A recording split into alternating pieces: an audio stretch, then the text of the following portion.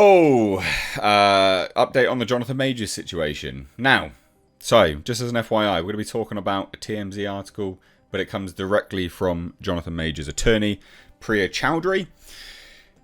This is interesting for a few reasons, because a lot of people are running with this as it completely clears Jonathan Majors, but it actually doesn't. It actually looks worse on him and them, and also for everyone just to blindly believe a defence lawyer. Stop, wait, I will tell you what I mean. So, loads of people will be furiously typing down below right now, what are you talking about? The defence lawyer said that there's evidence. Actually, no, because they've now confirmed that they don't have a video. They've actually confirmed they hope they have a video. So it doesn't look good, but they also say that they've got text messages from the victim. They don't really add up that much either. None of this looks great, I'm not going to lie. It all looks a bit crap, to be fair. So here's the TMZ article. So Jonathan Majors' lawyer shows text messages from alleged victim, says woman admitted fault. No, actually, the woman admits that there was a fight and she was injured. Doesn't actually admit fault. This doesn't do anything to clear anything up. But what it does do is show that the lawyer doesn't actually have the video evidence, which is precisely why Jonathan Majors has been charged. So he has actually formally been charged with these assaults and harassment. So here's the first bit, right? Jonathan Majors' attorney says she has receipts regarding the assault claims against her client, text in which the alleged victim admits she's to blame and says she doesn't want the actor prosecuted. It doesn't matter. There's laws in place to protect victims, that's why. So Majors' lawyer, Priya Chowdhury, tells TMZ the woman in question sent a few text messages to the Creed 3 actor hours after his arrest last weekend, admitting that she was the one who used physical force against him. We actually don't see that here, just as an FYI. None of that is shown in these messages. I will say, guys, please do hit subscribe, turn the bell notifications on, become a member and a patron if you want to support the channel a bit further. So here's the messages, which you can see a bigger version here. So, please let me know you're okay when you get this.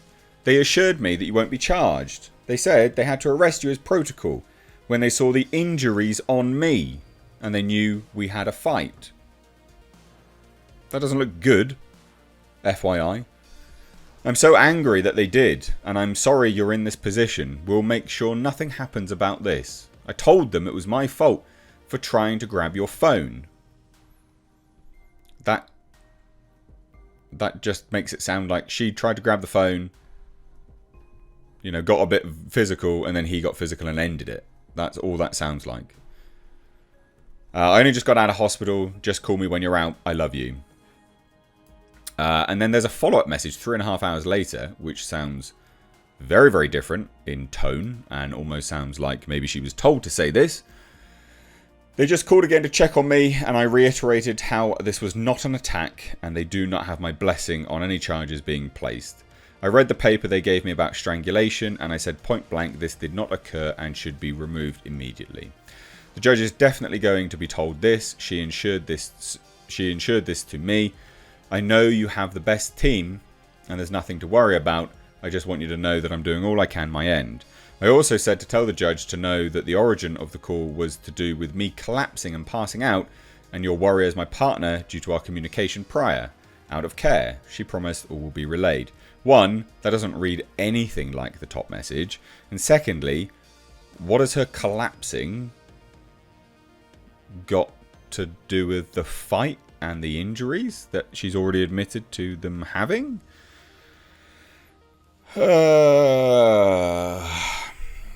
You can see where this just adds more questions than answers. And the thing is as well, down the side, like over this is someone's posted it on Twitter. Someone aptly points out, I'm not saying this is the case, but there is precedent for this. And it says, anyone who has survived domestic violence knows what this is. You become addicted to your abuser and feel responsible for their choices. It does read like that. Yep, and there's good chances the judge will have seen this before, as I know the prosecutor has. The outcome of this case will be up to them. And honestly, this does not help him. Those texts are kind of damning. Yeah, exactly. It doesn't look good. It's got nothing to do with him being black. Anyone furiously typing down below about him being black, you're a racist. I've not mentioned the colour of his skin. It's got nothing to do with him being black. It's looking at the facts presented before us. This doesn't look particularly great. Why not just let the case play out in court instead of publicly releasing a potentially vulnerable victim's text messages? Second question, what caused the alleged victim to collapse and pass out? Exactly. So none of this looks particularly great, but then that's all damning as well. But the real damning thing, as an FYI, comes in the TMZ's own article, right? Because this is the thing which she actually then says, right? She confirms she doesn't have any video evidence. In the text, Chowdhury claims the woman sent. She says how angry she was Jonathan had been handcuffed, and she adds, "We'll make sure nothing happens about this. I told them it was my fault for trying to grab your phone." The text exchange continued a few hours later, with the woman reiterating she's pushing hard to make sure the DA doesn't charge Jonathan for the incident. Chowdhury says she has turned those texts over to law enforcement. As we reported, this is where everyone's running with it, by the way. As we reported, Majors was arrested for misdemeanor assault, aggravated harassment, attempted assault and harassment after the woman allegedly saw another woman texting him and tried to sneak a peek at his phone. Chowdhury told us Sunday she was already working hard to gather evidence disproving the claims. That's wrong.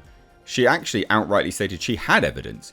She outrightly stated, I've got 2 statements where she recants her claims. We've not seen that. And they said, which seems to include these texts. And she believes there is also video footage. No, she said categorically on Sunday she had video footage and statements.